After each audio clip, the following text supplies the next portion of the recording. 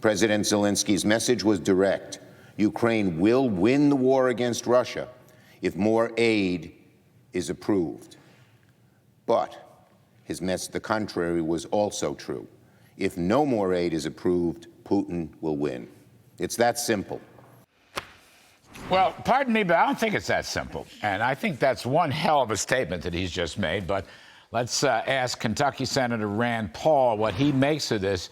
I mean, this is worse than the selling of the president. So let me get this right. We're going to give $60 billion to Ukraine. They're going to win the war.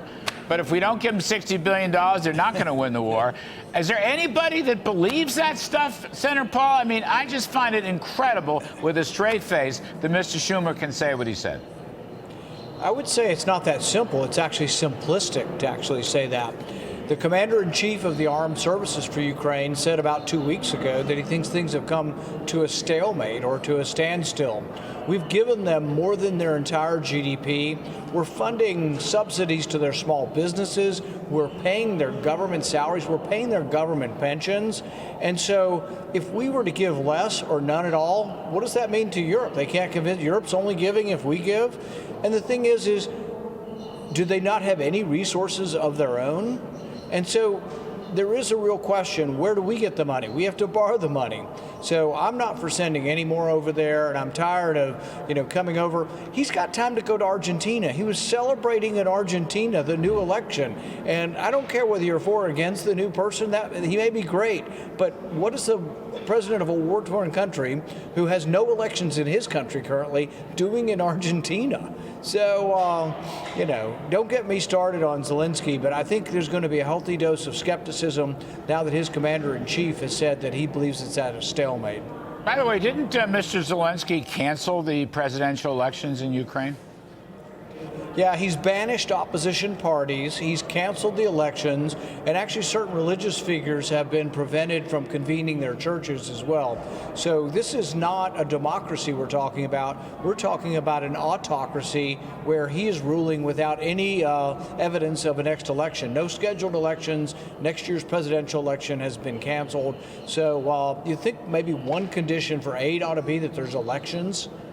So I'm not for cutting them off altogether. I mean, I think there have to be stipulations. I think there have to be an exit strategy. But, when Schumer makes a statement like that, I think it undermines all the credibility. And we come back to the other issue, Senator Rand. What about our border?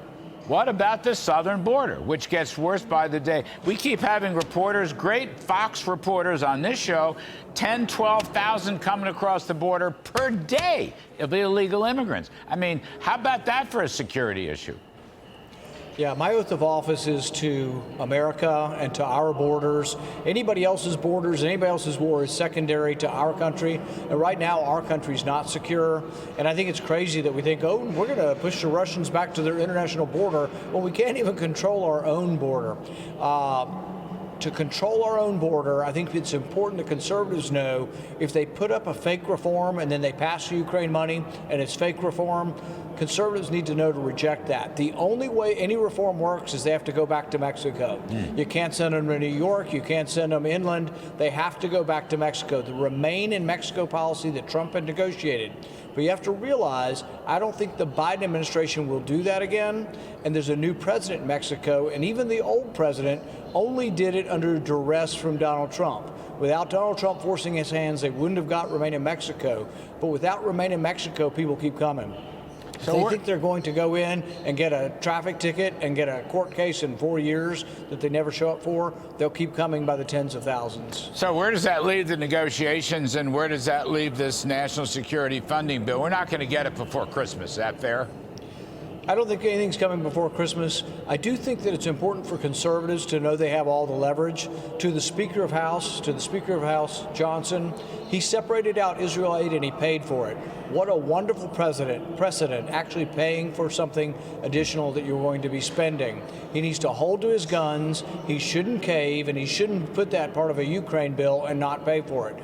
That's what the big government Republicans in leadership in the Senate want to do. Combine it all and no pay for. I'm all for the border security part, but I'm for paying for stuff. I'm not for just printing up the money or borrowing the money from China. So we'll see what happens, but all of the strength and power lies with the conservatives. The longer we wait, the greater our leverage grows. This is the opposite of a government shutdown. During a government shutdown, the forces that want to spend the money are able to do whatever they want, and there's no power of the purse because everybody caves for fear of the government closing. The government's not closing. This is money they want in addition to what they're spending. So all the power of the purse should be with conservatives if we stand firm. All right. Thank you, Senator Paul. We appreciate it very much. Very much. Sensible. Very sensible, sir. That's what I'll say. Happy holidays.